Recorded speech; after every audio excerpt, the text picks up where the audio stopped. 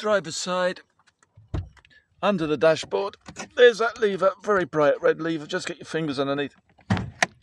Jolly good positive click. Now come round to the front. That's now revealed the previously hidden T lever.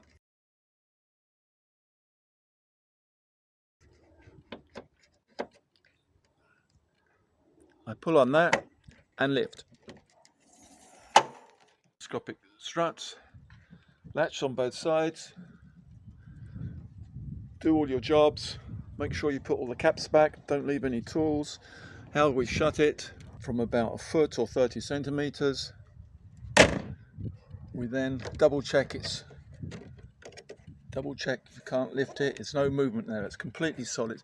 It's very well engineered, and the T lever has disappeared. Yeah.